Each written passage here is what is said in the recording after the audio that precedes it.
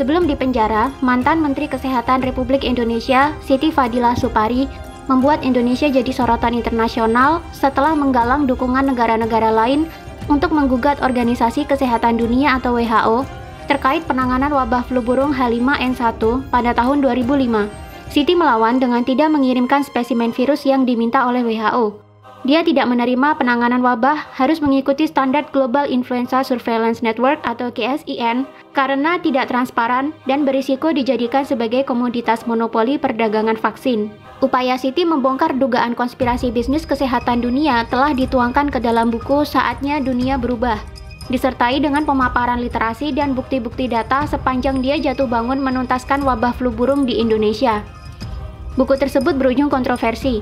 Salinan yang sudah diterjemahkan ke dalam bahasa Inggris bahkan sempat dikabarkan ada yang menarik dari peredaran.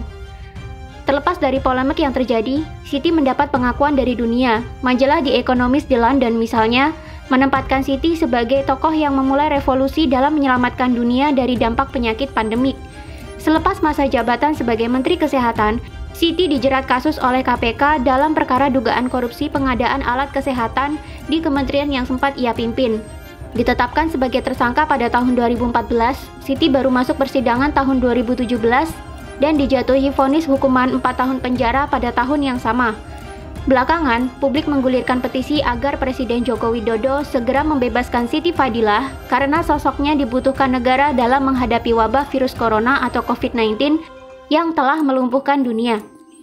Kejanggalan sempat terjadi dalam upaya penggalangan petisi tersebut. Pada Kamis 16 April, petisi tersebut diberitakan tercatat sudah mendapatkan 42.000 tanda tangan dari para warganet dan terus bergerak menuju ke angka 50.000. Namun pada Sabtu 18 April 2020, tanda tangan di petisi tersebut tiba-tiba turun drastis menjadi 15 ribuan. Kemana sisanya? Apakah ada yang bisa menjelaskan kepada saya mengapa kejanggalan seperti ini terjadi?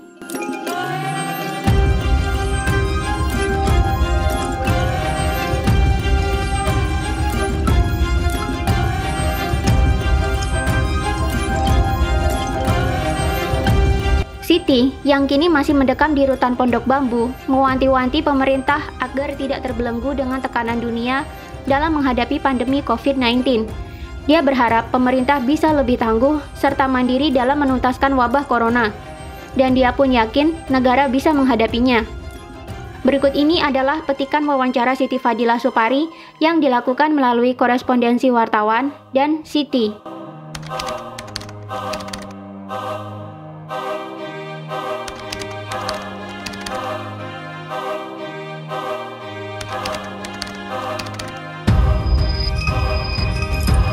Apakah Anda pernah menduga sebelumnya bahwa bakalan ada wabah lain setelah flu burung mereda? Kenapa demikian? Ya, saya sangat menduga bahwa pandemik akan terjadi setelah pandemik avian flu atau flu burung H5N1. Karena dalam pandemik flu burung, saya berhasil menyimpulkan berdasarkan data-data yang valid bahwa ada konspirasi di balik pandemik flu burung yang saya tulis di buku SDB. Konspirasi utama yang harus ada adalah WHO, dan konspirator lain adalah pihak-pihak industri farmasi yang akan menanggung keuntungan besar dari terjadinya pandemik. Selama dua faktor itu masih merajai, maka pandemik tetap akan terjadi. Apa yang menyebabkan dunia dilanda wabah virus yang umumnya berkarakteristik flu symptoms secara beruntun? Mengapa flu? Mengingat pandemik flu yang mematikan banyak orang pada 1918, flu virus mudah menginfeksi manusia dan punya kemampuan menyebar atau menular. Maka lembaga resmi dunia, WHO, dengan GISN-nya waktu itu, melaporkan laboratorium CDC di Atlanta meneliti virus flu dengan segala variannya sepanjang masa.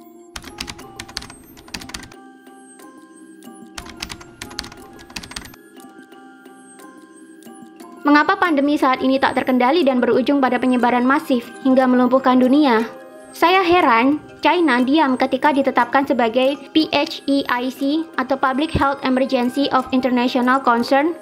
Apakah betul virus berasal dari kelelawar yang menular ke manusia dan kemudian menular dari manusia ke manusia? Baru sekarang dunia protes bahwa mereka dianggap tidak transparan.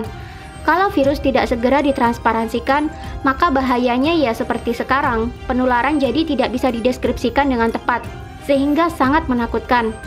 Apalagi WHO menetapkan ini sebagai pandemik, maka terjadilah hal-hal yang menakutkan dunia. Menurut saya, WHO gagap, tidak mampu menghadapi pandemi COVID-19 ini. Bagaimana Anda melihat ilmuwan di penjuru dunia kini berlomba mencari vaksin COVID-19, termasuk diantaranya ada Bill Gates yang mengucurkan dana besar untuk memodali riset vaksin? Vaksin belum diperlukan pada fase ini. Fase sekarang, virusnya masih berubah-ubah dan tidak akan bisa ditaklukkan dengan vaksin. Dunia tidak butuh vaksin saat ini, ya kecuali Bill Gates yang sangat concern terhadap vaksin.